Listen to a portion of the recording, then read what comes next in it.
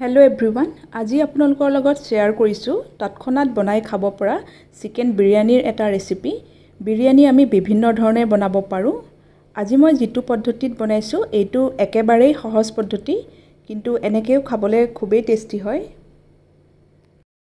বিৰিয়ানীখিনি বনাবৰ কাৰণে মই আজি 500 গ্ৰাম চিকেন ব্যৱহাৰ কৰিম আৰু সেইটো হিচাপতে ইয়াত মই 300 গ্ৰাম পিয়াজ লৈছো পিয়াজখিনি কাটি ভালদৰে ধুই ললো আৰু এতিয়া মই গুটে পিয়াজখিনি এনেকে দীঘলীয়াকে কাটি লৈছো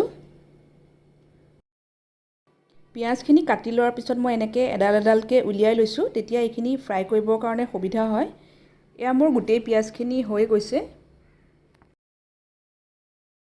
এতিয়া প্ৰথমতে কেৰাহীত ৰিফাইন তেল দি ললো আৰু তেলখিনি মই মিডিয়াম হট হোৱাকে গৰম কৰি লৈছো তেলখিনি যেতিয়া গৰম হৈছে ইয়াত গুটে পিয়াজখিনি দি ললো আৰু গেছটো মিডিয়াম ফ্লেমত ৰাখিয়ে মই পিয়াজখিনি ফ্ৰাই কৰি গৈছো পিয়াজখিনি পাতল ৰঙচুৱা কালাৰ এটা অহালৈকে ফ্ৰাই কৰিলে হ'ব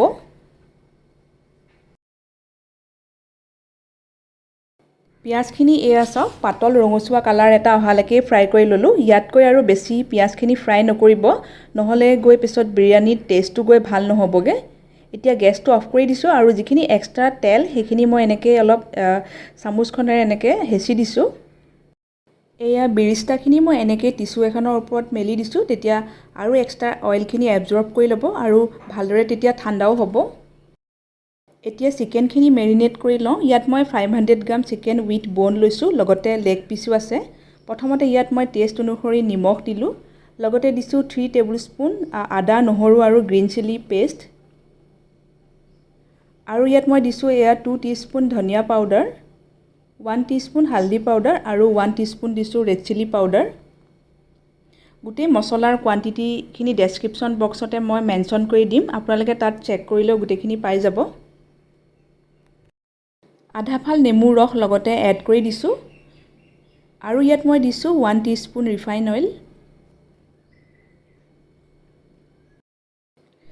বিৰিয়ানী বনাওতে চিকেনৰ এই মেৰিনেশনটো খুব দৰকাৰী হয় যিবিলাক বস্তু মই ইয়াত এড কৰিছো আপোনালোকে সেই গুটে বস্তুখিনি ইয়াত দিবলৈ ট্ৰাই কৰিব এতিয়া ইয়াত মই 100 গ্ৰাম দৈ ভালদৰে এবাৰ মিক্স কৰি লৈছো যাতে ইয়াত অলপো গুটা নাথাকে লগতে দিছো ইয়াত মই এতিয়া চিকেন বিৰিয়ানী মছলা এটো মই ৰেডিমেড ইউজ কৰিছো 2 টেবুলস্পুন মই চিকেন বিৰিয়ানী মছলা ইয়াতে এতিয়া দি লৈছো লগতে মই দুটা জলকীয়া এনেকে দীঘলীয়াকে ফালি দিছো জলকীয়া কোৱান্টিটিটো আপোনালোকে বঢ়াবও পাৰে এমুঠিমান দিছো পুদিনাৰ পাত আৰু লগতে অলপমান ধনিয়াৰ পাতও দি লৈছো একেবাৰে লাষ্টত যিখিনি অনিয়ন ফ্ৰাই কৰি ৰাখিছিলো মানে বিৰিষ্টাখিনি ইয়াত মই 80% মান বিৰিষ্টা ইয়াতে দি লৈছো বাকি এই যি 20% দেখিছে এইখিনি মই পাছত লেয়াৰিঙত ইউজ কৰিম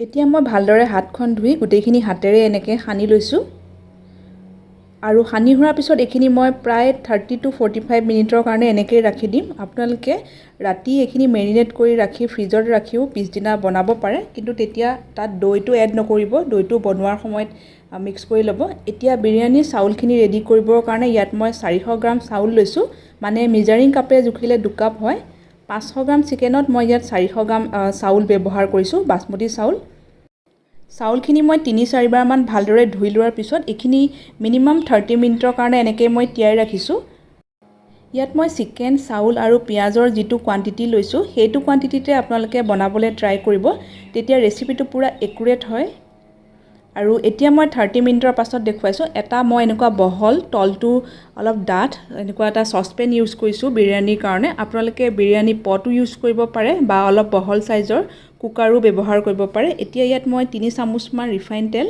আৰু লগতে 2 চামুচ ঘিউ দি ললো ভালদৰে তেলখিনি গৰম হোৱাত ইয়াত মই 1 টিস্পুন গোটা জিৰা আৰু এটা মিডিয়াম সাইজৰ পিয়াজ দি লৈছো পিয়াজটো এতিয়া ৰঙচুৱা হোৱালৈকে ফ্ৰাই হ'ব দিছো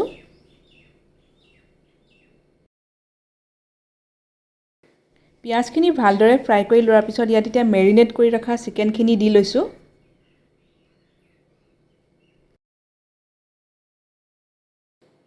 আৰু বিৰিয়ানীৰ কাৰণে এই চিকেনখিনি প্ৰথমতে মাত্ৰ 80% মানহে কুক কৰি লম বাকি যিখিনি কুকিং প্ৰসেস সেইখিনি যেতিয়া বিৰিয়ানীখিনি লেয়াৰিং কৰিম সেই লেয়াৰিঙতে কমপ্লিট হ'ব এতিয়া প্ৰথমতে হাই ফ্লেমতে চিকেনখিনি এনেকে প্ৰায় 5-6 মিনিট মানৰ কাৰণে এনেকে ফ্ৰাই কৰি লৈছো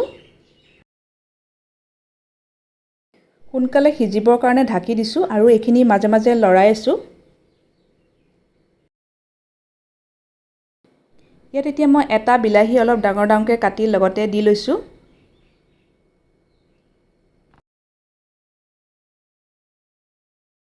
চিকেনখিনি প্ৰায় 70 to 80% মান কুক হৈ গৈছে। এতিয়া ইয়াত মই 1 কাপমান গৰম পানী দিছোঁ। অলপ গ্ৰেভি ফৰ্মত ৰাখিব লাগিব চিকেনখিনি বিৰিয়ানীৰ কাৰণে, তেতিয়া লেয়াৰিঙত পিছত সুবিধা হ'ব। নিমখটো চেক কৰি চাওঁতে অলপ কম যেন লাগিলে, গতিকে ইয়াতে মই আৰু অলপমান দি ল'লোঁ। ইয়াত এতিয়া মই 1 টিস্পুন গৰম মছলা দিলোঁ আৰু গোটেইখিনি আকৌ এবাৰ ভালদৰে মিক্স কৰি 1 মিনিটমানৰ কাৰণে সিজিব দিছোঁ। এয়া মোৰ চিকেনখিনি ৰেডি হৈ গৈছে। এতিয়া মই গেছটো অনেই হৈ আছে। ইয়াত এতিয়া মই বিৰিয়ানীৰ ৰাইচখিনি ৰেডি কৰি ল'বৰ কাৰণে 2 লিটাৰ পানী আগতেই গৰম হ'বলৈ দিছিলোঁ। পানীখিনি খুব ভালদৰে উতলিব লাগিব। ইয়াত এতিয়া মই অলপমান গোটা গৰম মছলা, লং, ইলাচি, ডালচেনি, জালুক, ষ্টাৰ এনিছ, তেজপাত দি লৈছোঁ। পানীখিনি যেতিয়া খুব ভালদৰে উতল আহিছে, ইয়াতে গোটেইখিনি দি ল'লোঁ। বিৰিয়ানীৰ ফ্লেভাৰটো সাধাৰণতে খুব ৰিচ হয়, সেইকাৰণে এই গোটা গৰম মছলাখিনি খুব ইম্পৰ্টেণ্ট। লগতে মই ইয়াত এফাল নেমু চেপি লগতে নেমু ফালো দি লৈছোঁ। ইয়াত এতিয়া মই 3 to 4 টেবুলস্পুন নিমখ দি লৈছোঁ। নিমখটো অলপ বেছিকৈ ইয়াত এড কৰিছোঁ। লগতে দিছোঁ 1 টিস্পুন ৰিফাইন অইল। আৰু চাউলখিনিও তিয়াই ৰখা আমাৰ 40 মিনিটমান সময় হৈ গ'ল।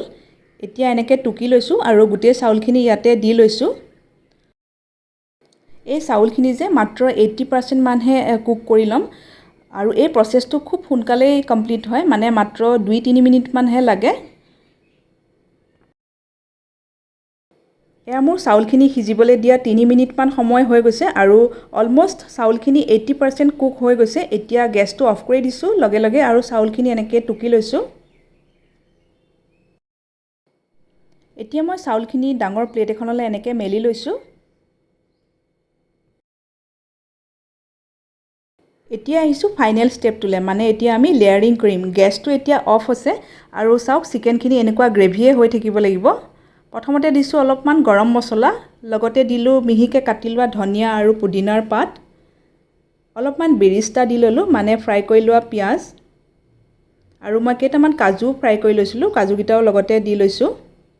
এতিয়া অলপ অলপকৈ এয়া 80% কুক কৰি ৰখা চাউলখিনি দি লৈছোঁ। খুব ভালদৰে এনেকৈ গোটেইখিনি কভাৰ কৰি লৈছোঁ। গোটেই চাউলখিনি দি লোৱাৰ পিছত ইয়াত আকৌ অলপমান চিকেন বিৰিয়ানী মছলা দিলোঁ আৰু এনেকৈ ঘিউখিনি অলপ ৰেণ্ডমলি দি লৈছোঁ, তেতিয়া ওপৰটো ড্ৰাই হৈ নাযায়।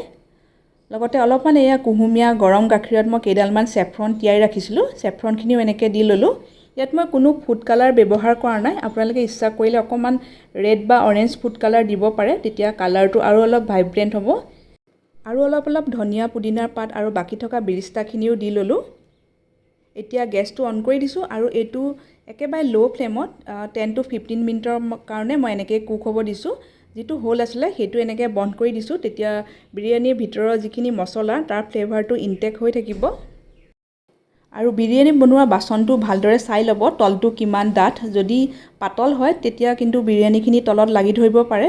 তেতিয়া এখন তলত টাৱা দি ল'ব আৰু তাৰ ওপৰত বিৰিয়ানী বাচনটো ৰাখিব। মোৰ এইটো যথেষ্ট ডাঠ, গতিকে মই তলত একো দিবলগীয়া হোৱা নাই। এইখিনি সিজিবলৈ দিয়া 15 মিনিট হৈ গৈছে। এতিয়া গেছটো অফ কৰি দিছোঁ আৰু এইখিনি এনেকৈ এতিয়া আৰু 10 মিনিটৰ কাৰণে ৰাখি দিছোঁ।